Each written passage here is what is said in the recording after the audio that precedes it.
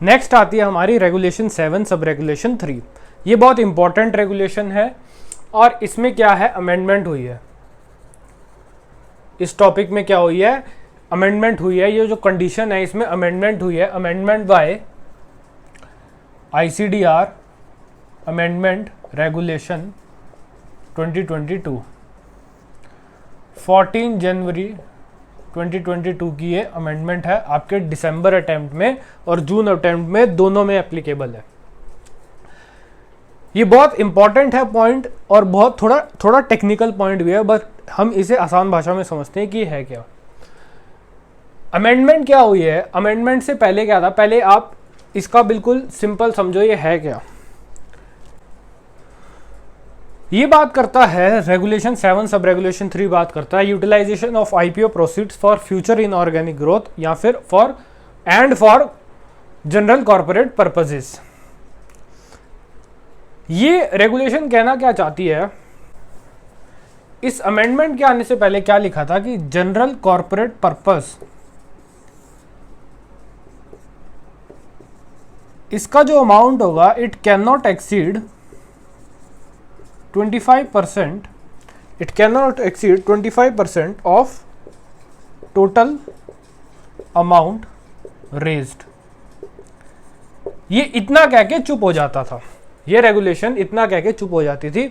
एक दो चीज़ें छोटी मोटी चीज़ें और थी, बट ऑल इन ऑल ये क्या कहती थी कि जनरल कॉर्पोरेट पर्पस। इसका मतलब क्या होता है, जनरल कॉर्पोरेट पर्पस क्या होता है, जनरल कॉर्पोरेट पर्पस की हम देखो मैक्सिमम पैसा सेबी कहती है कि प्रोजेक्ट में लगना चाहिए। अब कंपनी कहेगी यार और जगह भी तो पैसा लग सकता है, और जगह भी तो पैसा लग सकता है, ऐसा थोड़ी। देखो जनरल खर्चे भी तो होते हैं हमारे, ऐसा थोड़ी कि सारा पैसा अगर हमें प्लांट लगाना है तो सारा का सारा पैसा प्लांट लगाने में जाएगा।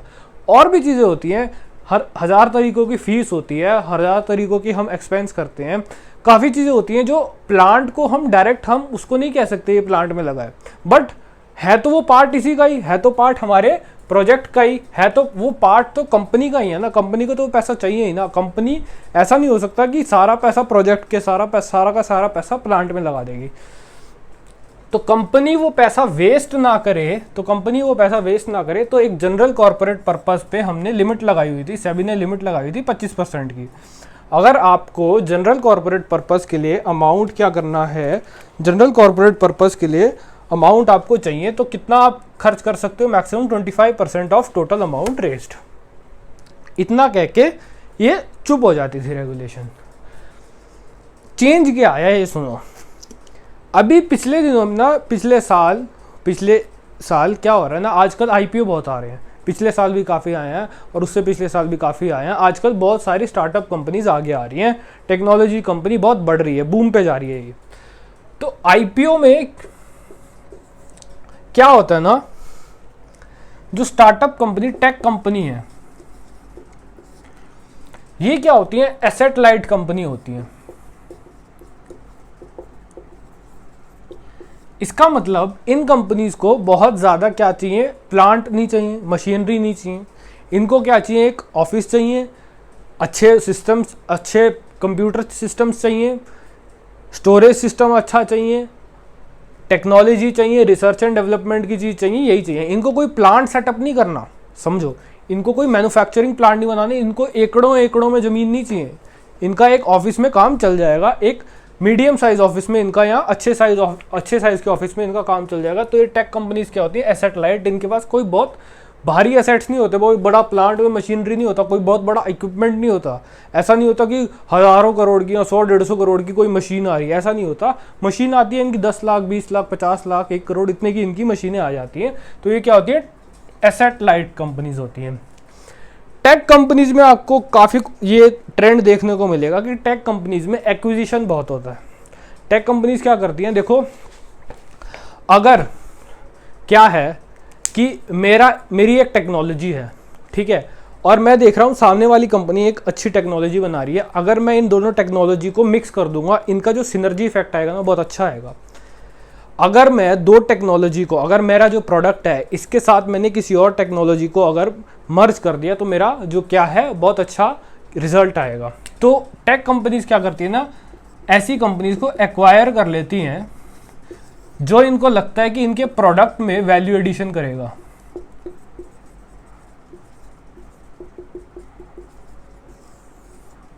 मान लो एग्जाम्पल के तौर पे टेस्ला है, टेस्ला या फिर कोई और ऑटोमोबाइल कंपनी क्या करती है, देखती है कि कोई बंदा बड़ा अच्छा सेफ्टी फीचर बना रहा है, कोई भी सेफ्टी फीचर बना रहा है गाड़ी का, उसने अपनी एक कंपनी बना ली और वो सेफ्टी फीचर उस कंपनी के नाम से बेच रहा है। सेफ्टी फीचर बना लिया, अभी उसकी मार्केटिंग बहुत ज़्यादा नहीं है, पर टेस्ला कंपनी क्या कहती है, पूरी उसकी कंपनी उठा लेती है और वो सेफ्टी फीचर अपनी गाड़ी में डाल लेती है सबसे पहले। तो क्या हुआ, कंपनी ने एक्विजिशन कर ली ताकि उसका जो टेक्नोलॉजी है अपनी गाड़ी में लगा के उसको वैल्यू एडिशन मिल जाए। फेसबुक क्या करता है, फेसबुक ने क्या किया, व्हाट्सएप को एक्वायर कर लिया, इंस्टाग्राम को एक्वायर कर लिया। अब इनको एक्वायर करके इसका क्या हो गया, सारा सोशल मीडिया क्या कंपनी बना दी इन्होंने, अब मेटा। सबसे बड़ी सोशल मीडिया का प्लेटफॉर्म मेटा है, इसके पास सबसे ज़्यादा कस्टमर का डेटा है, आपकी प्राइवेसी का डेटा भी इसके पास है, आप क्या परचेज करते हो, कब परचेज करते हो, क्या प्रोडक्ट आपको चाहिए, किस टाइम पे आपको चाहिए, इसको सब कुछ पता है। इसने सारा क्या कर लिया, व्हाट्सएप को भी एक्वायर कर लिया, इंस्टाग्राम को भी एक्वायर कर लिया।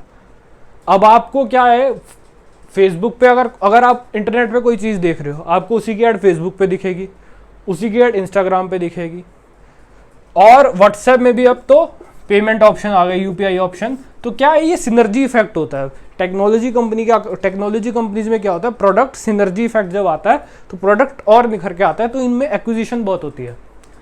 तो टेक्नोलॉजी कंपनी क्या करती है, एक्विजिशन बहुत कर रही थी। अभी सेबी ने क्या देखा कि जो टेक्नोलॉजी कंपनी है ये अपने प्रोस्पेक्टस में पता है क्या लिखती हैं, ये अपने ऑफर डॉक्यूमेंट में लिखती हैं, टेक्नोलॉजी कंपनी अपने ऑफर डॉक्यूमेंट में क्या लिखती हैं कि हमें क्या करना है, हम प्रोसीड्स ऑफ इशू कहाँ लगाएंगे, ये पैसा कहाँ इन्वेस्ट करेंगे, ये लिखते हैं कि हम proceeds of issue future inorganic acquisition के लिए लगाएंगे।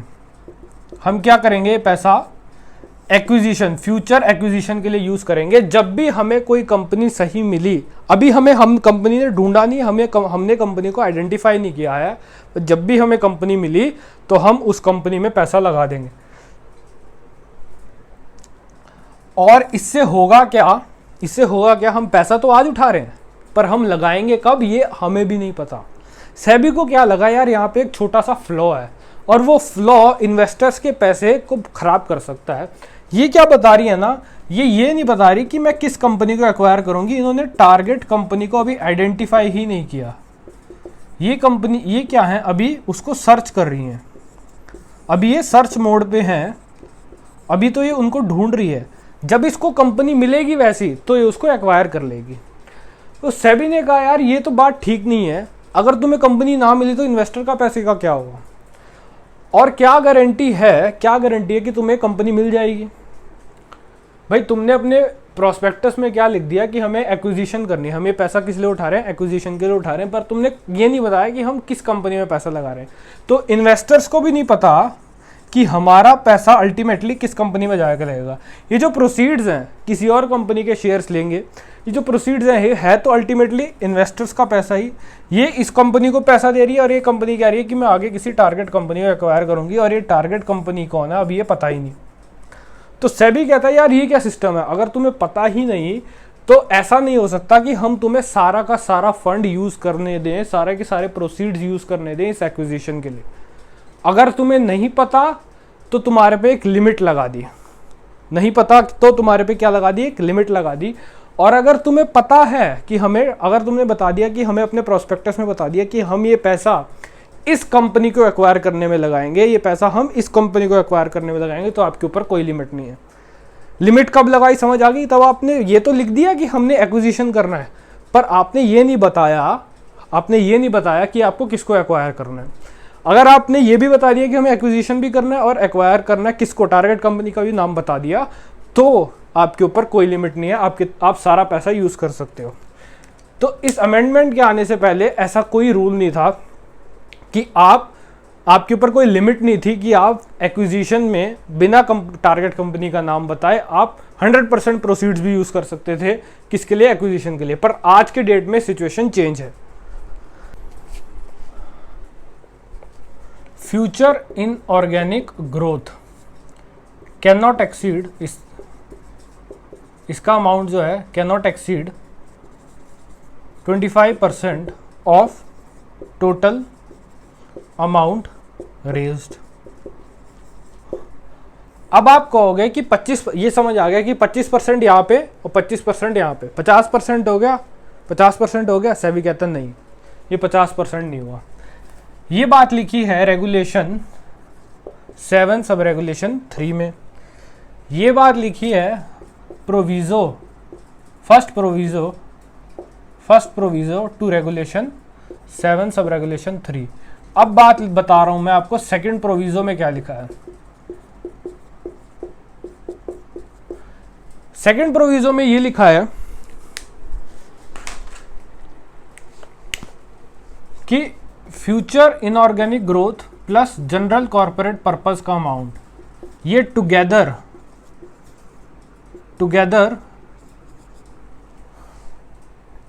Can not exceed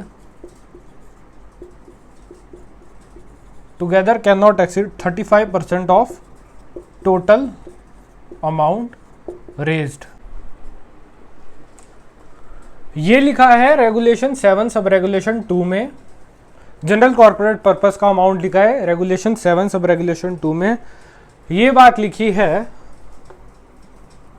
regulation 7 sub regulation 3 में, और ये बात लिखी है first proviso to regulation 7 sub regulation 3 में। सेकंड प्रोविजो में क्या लिखा है,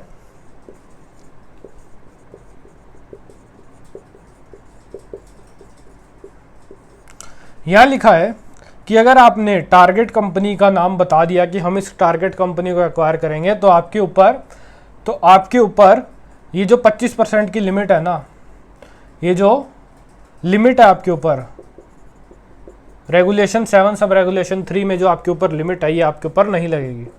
रेगुलेशन 7 सब रेगुलेशन 3 की लिमिट आपके ऊपर नहीं लगेगी, पर रेगुलेशन 7 सब रेगुलेशन 2 की लिमिट लगेगी। आपके ऊपर ये लिमिट नहीं लगेगी, आपके ऊपर ये और ये लिमिट नहीं लगेगी, पर आपके ऊपर ये लिमिट तो लगेगी। फ्यूचर इनऑर्गेनिक ग्रोथ और जनरल कॉर्पोरेट पर्पस टुगेदर, ये साथ मिलके इनका अमाउंट 35% से ज्यादा नहीं हो सकता। देखो 25% तो इनकी इंडिविजुअल लिमिट है। अगर इन्होंने 25% एक जगह खपा दिया, अगर इन्होंने 25% एक जगह यूज कर दिया, तो बाकी कितना बचा 10%। अगर इन्होंने यहाँ पे फ्यूचर इनऑर्गेनिक ग्रोथ के लिए अमाउंट यूज कर लिया, तो ये जनरल कॉर्पोरेट पर्पस के लिए मैक्सिमम कितना अमाउंट यूज कर सकते हैं 10%। अगर इन्होंने जनरल कॉर्पोरेट पर्पस के लिए 25% यूज कर लिया, तो फ्यूचर इनऑर्गेनिक ग्रोथ के लिए कितना कर सकते हैं 10%। ये अमाउंट 35% से ज्यादा नहीं हो सकता। ये अमेंडमेंट बहुत इंपॉर्टेंट है एग्जाम के लिए। एग्जाम में आने के पूरे चांसेस हैं दिसंबर 22 में भी और जून 23 में भी, तो इसको ध्यान से समझना। ICDR अमेंडमेंट रेगुलेशन 2022 में ये फ्यूचर इनऑर्गेनिक ग्रोथ का कॉन्सेप्ट आया था। देखो रेगुलेशन 7 सब रेगुलेशन 2 तो सेम ही है। रेगुलेशन 7 सब रेगुलेशन 2 हमारी बात करती है जनरल कॉर्पोरेट पर्पस के बारे में। किसके बारे में? जनरल कॉर्पोरेट पर्पस के बारे में, ठीक है।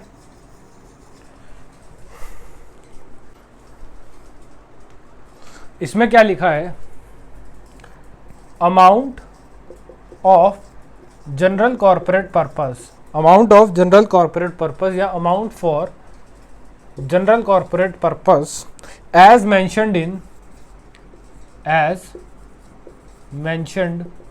इन objects of issue, as mentioned in the objects of issue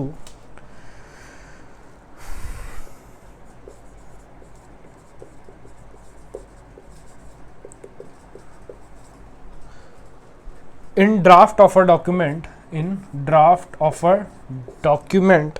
and offer document shall not exceed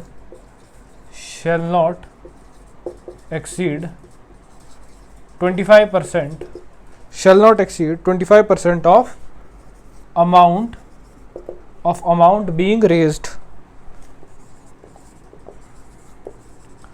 regulation 7 sub regulation 2 ये बात कह के चुप हो जाती है।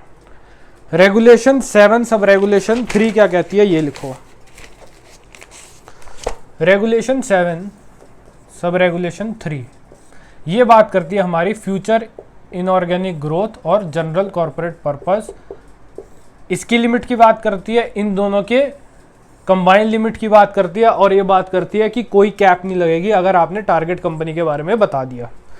ये कहती है कि amount raised by issuer company, ये क्या कहती है, if issuer has not identified, लिखो, if issuer has not identified,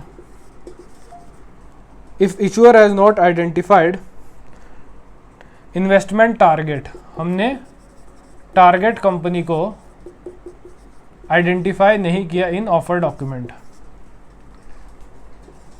then तो क्या होगा, then amount raised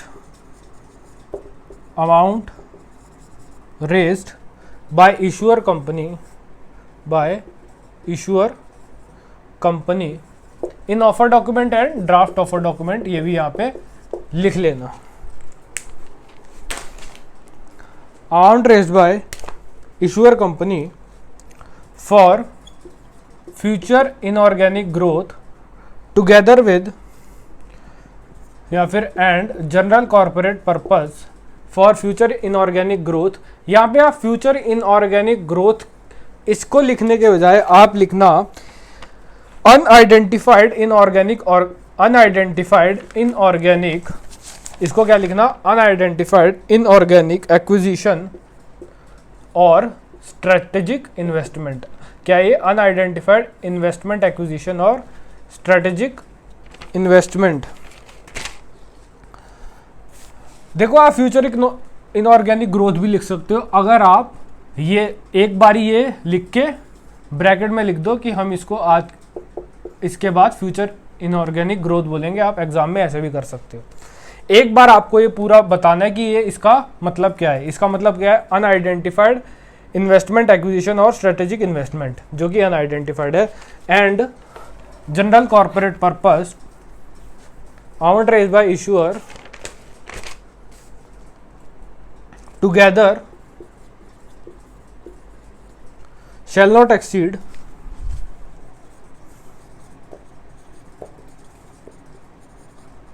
35% of total amount raised from public, of total amount raised from public।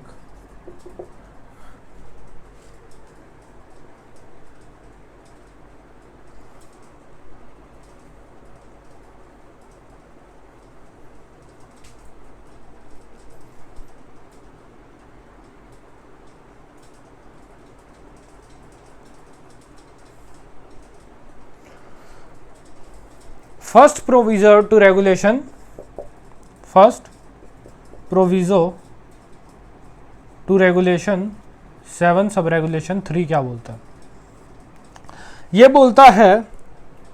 बोलता है कि अगर कि ये बताता है, इंडिविजुअल लिमिट बताता है। यहाँ पे तो हमने इनकी जॉइंट टुगेदर लिमिट बता दी, हमने साथ में इनकी लिमिट बता दी। एक इनकी जो इंडिविजुअल लिमिट है यहाँ पे ये बताता है अमाउंट रेज्ड, ये क्या बताता है, एक कैप बताता है जो कि इंडिविजुअल कैप है कि 25% से ज़्यादा तो आपका हो ही नहीं सकता, 35% में भी 25% से ज़्यादा आपका नहीं हो सकता। यहाँ पे इसने क्या बता दिया कि 35% आपका क्या है, 35% से ज़्यादा टुगेदर 35% से ज़्यादा आपका नहीं हो सकता दोनों का अमाउंट। इंडिविजुअल कैप दोनों पे कितनी है, 25% इसकी है, रेगुलेशन 7 सब रेगुलेशन 2 में 25% इसकी है। इसकी यहाँ पे इंडिविजुअल कैप की बात कर रहा है फर्स्ट प्रोविजो में कि amount raised by issuer company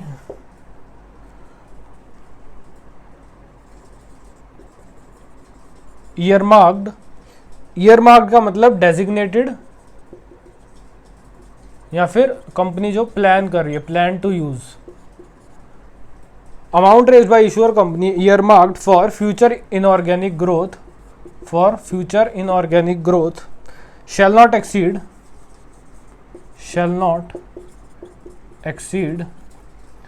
यहाँ पे भी आप shall not exceed कर दो, यहाँ पे भी आप shall not exceed 25% of the total amount raised 25% of the total amount raised from public। ये बात करती है आपकी इंडिविजुअल लिमिट की, that amount raised bye issuer company earmarked for future inorganic growth shall not exceed, earmarked का मतलब designated, shall not exceed 25% of total amount raised from public। अगर ये क्या है, इसको आप कैसे लिखना, अनआइडेंटिफाइड है, अनआइडेंटिफाइड है, ये कंपनी ने बताया नहीं है। सेकंड प्रोविजो बात करता है, second proviso to regulation 7 sub regulation 3 ये बात करता है कि अगर आपने टारगेट कंपनी के बारे में बता दिया, अगर आपने बता दिया कि टारगेट कंपनी कौन सी है, इन्वेस्टमेंट टारगेट के बारे में आपने बता दिया कि इस कंपनी को हम एक्वायर करने जा रहे हैं, तो आपके ऊपर कोई कैप नहीं लगेगी। ये 25% और 35% वाली कैप आपके ऊपर नहीं लगेगी, पर जो रेगुलेशन 7 सब रेगुलेशन 2 की कैप है जनरल कॉर्पोरेट पर्पस की, वो 25% इंटैक्ट रहेगी। सेकंड प्रोवाइजो लिखो, no caps will be applicable, no caps will be applicable on the amount raised, no caps will be applicable on the amount raised if the proposed acquisition, if the proposed acquisition or investment target, proposed acquisition or investment target or investment object has been disclosed specifically, has been disclosed specifically and identified in offer document and draft offer document, in draft offer document and offer document filed by issuer company with SEBI, filed by issuer company with SEBI। यहां जाके हमारी regulation 7 खत्म होती है। Regulation 7 में आपने काफी कुछ पढ़ लिया, जनरल कंडीशंस पढ़ ली। एक कंडीशन, इनमें से सिर्फ एक कंडीशन है जो एफपीओपी नहीं लगेगी। रेगुलेशन 104 में एफपीओ की जनरल कंडीशन बता रखी है कि प्रमोटर के शेयर डीमैट में होने चाहिए।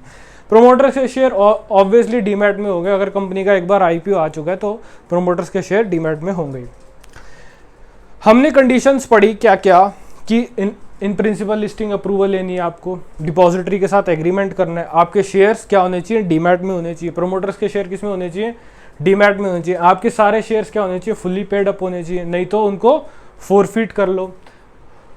उसके बाद हमने रेगुलेशन 7 सब रेगुलेशन 2 पढ़ा, उसमें हमने पढ़ा जनरल कॉर्पोरेट पर्पस के बारे में। हाँ, हमने रेगुलेशन 7 सब रेगुलेशन 1 में एक चीज और पढ़ी थी, एक कंडीशन और पढ़ी थी कि अगर आपका जो प्रोसीड्स हैं, क्या कह रहे हैं, क्या बोला था उसमें, अगर आपका जो प्रोसीड्स कम है, आईपीओ के प्रोसीड्स कम है और आपके प्रोजेक्ट का अमाउंट ज्यादा है, तो जो एक्सेस अमाउंट बच रहे हैं ना, excluding net proceeds of IPO, उसका क्या कर लो, 75% हमें आश्वासन दे दो कि आप कहीं ना कहीं से थ्रू वेरीफाइबल मींस आप इसको अरेंज कर लोगे, इसकी फर्म अरेंजमेंट दे दो। रेगुलेशन 7 सब रेगुलेशन 2 हमारा बात करता है जनरल कॉर्पोरेट पर्पस की लिमिट के बारे में, जो कि 25% थी। ये आज भी 25% है, पहले भी 25% थी। उसके बाद हमने अमेंडमेंट पढ़ी, जो कि amendment I ICDR, SEBI ICDR amendment regulation 2022, जो कि 14 जनवरी 2022 से एप्लीकेबल थी।